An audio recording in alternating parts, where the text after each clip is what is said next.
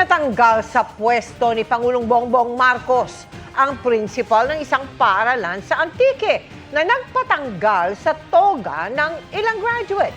Pero ayon sa palasyo, hindi naman tinanggalan ng lisensya ang guro at pwede pa rin magturo sa mga pampublikong paaralan. Sabi naman ng DepEd, titignan pa rin ang kanyang magiging pag-uugali. Wala pang detalye kung sasampahan ng reklamo ang principal kaugnay ng insidente.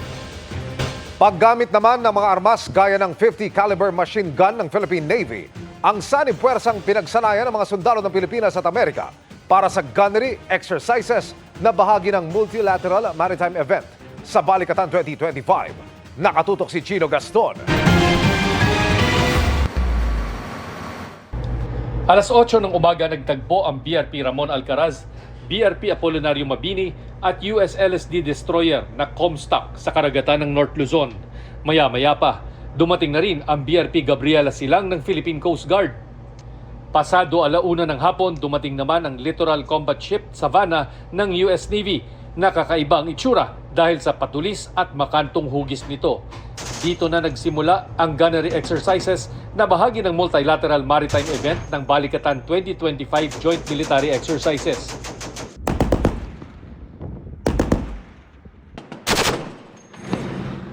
Isang pulang boya ang ginamit na target dito sa gunnery exercises na ginawa sa karagatan ng North Luzon. Ito'y para masukat ang husay at galing ng mga crew ng mga kalahok na barko sa paggamit ng kanilang mga armas gaya ng 50 caliber machine gun na ito ng Philippine Navy. Magkakasunod na pinaputukan ng mga kalahok na barko ang target na nakadisenyong hindi lumubog kaagad kahit tadtarin pa ng bala.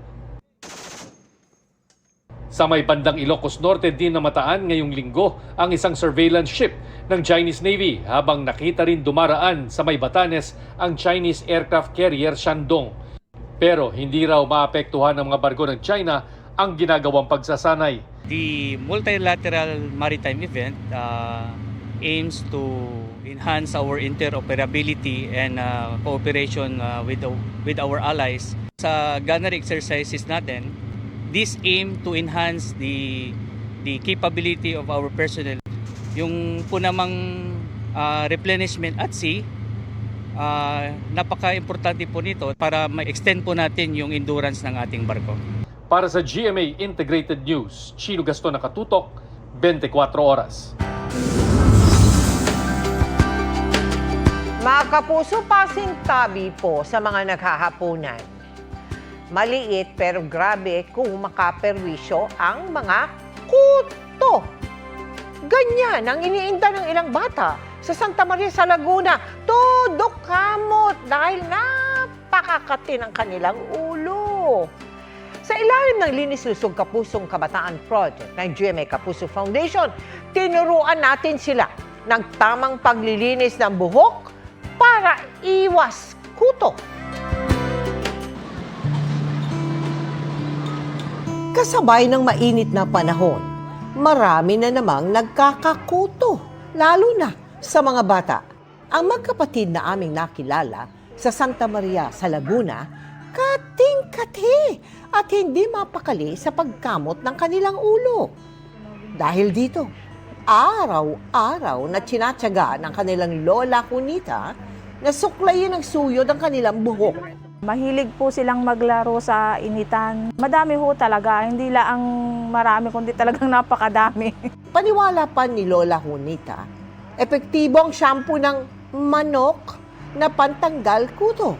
Pero ayon sa dermatologist na si Dr. Grace Beltran, there are some ingredients that are only good for animals and some that are only good for humans. Pwedeng malason yung taong gagamit nun. Kung matagal na yung kuto nag-exist sa isang tao na merong ganon, pwede talagang magkaroon ng iron deficiency anemia. Kasi nga they live on blood eh. Pag kumakagat siya, sinisip-sip din niya yung blood at the same time. kaya sa ilalim ng Linis Lusog Kapusong Kabataang Project ng GMA Kapuso Foundation, nagtungo tayo sa ating ipinatayong Kapuso School sa Santa Maria sa Laguna. Kabilang sa ginawa natin ang paglilinis sa buhok ng mga estudyante roon gamit ang syampong pamatay kuto. At katuwang ang Philippine Association of Private School Dentists tinuruan din natin sila ng tamang paraan ng pagsisipilyo. Meron din tayong libreng dental services. Nagbigay kami ng fluoride varnish application para ma-prevent ang pagdami ng kanilang tooth decay. At nagbunot din kami extraction sa mga temporary teeth. Nakatanggap din sila ng kompletong hygiene kit. At sa mga nais makiisa sa aming mga projects, maaari kayong magdeposito sa aming mga bank account o magpadala sa Cebuana Luwalier. Pwede rin online via GCash, Shopee, Lazada at Globe Rewards. Ngayong eleksyon 2025, hinimay at pinakinggan ng GMA Integrated News ang mga hinaing at hiling ng mga ordinaryong Pilipino.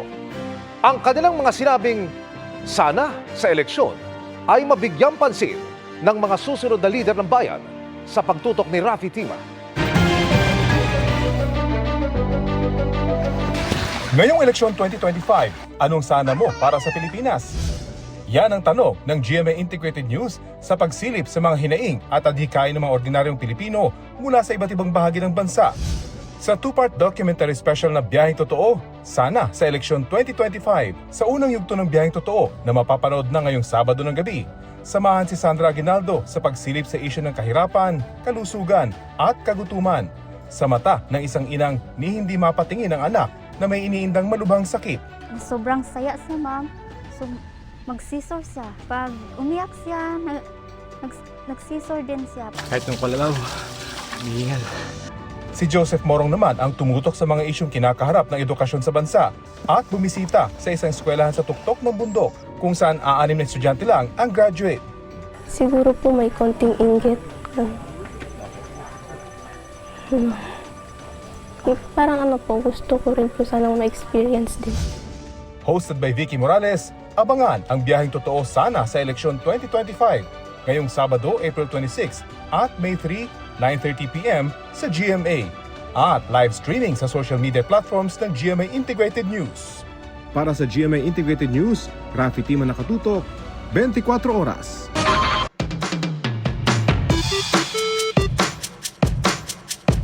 Mga kapuso, isang patay na balyena ang inanod sa dalampasigan ng Surigao del Sur.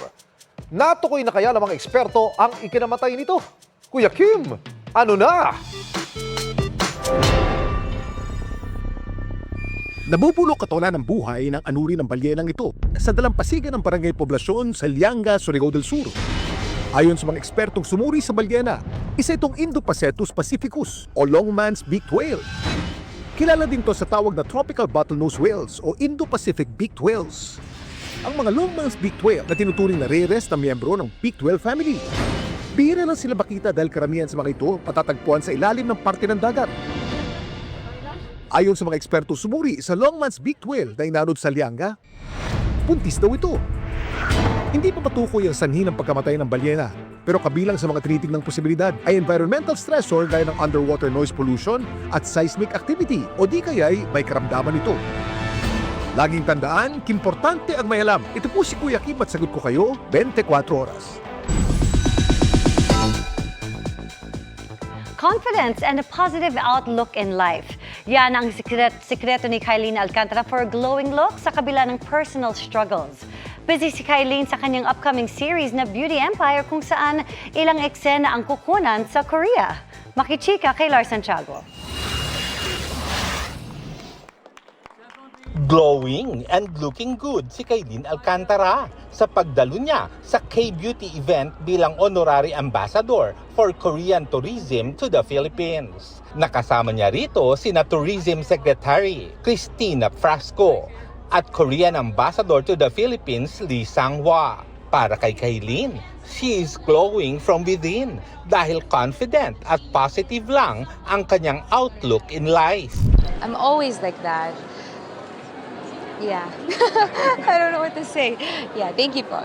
Bagamat hindi nawawala ang bumps in life, nananatiling matatag si Kylene. Walang direktang pahayag sa status ng kanyang love life. Pero recently, usap-usapan online ang pag-unfollow sa isa't isa ni Kylene at boyfriend na si Kobe Paras on Instagram. Deleted na rin ang photos ng dalawa sa kani-kanilang feed. Kaya hinala ng ilan, break na ang dalawa. November 2024 nang kumpirmahin ni Kobe na nagde-date sila ni Kailin. As long as, you know, I know that my intentions are clear, pure, siguro hindi na din po ako Kaya hindi siguro ako na-apektuhan because I know that my intentions are pure.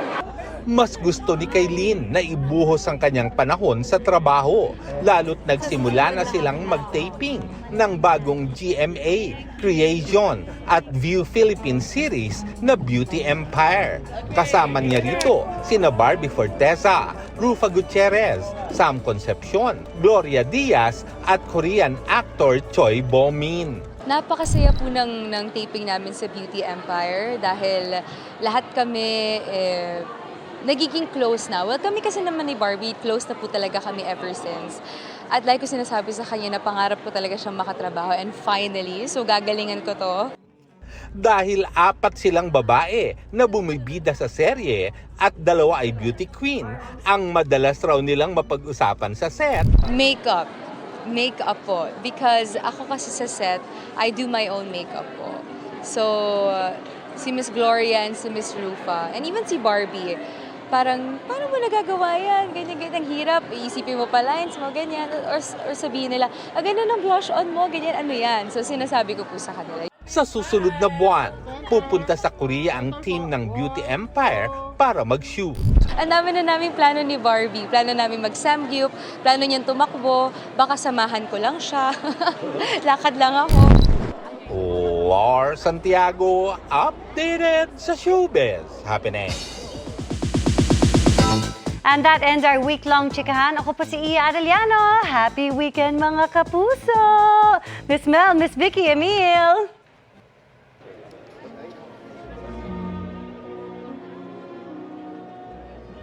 At mga kapuso, nasa huling 6 na oras na lang po ang viewing dito bago tuluyang isara ang kabaong ni Pope Francis mamayang 2:00 na madaling araw oras dyan sa Pilipinas.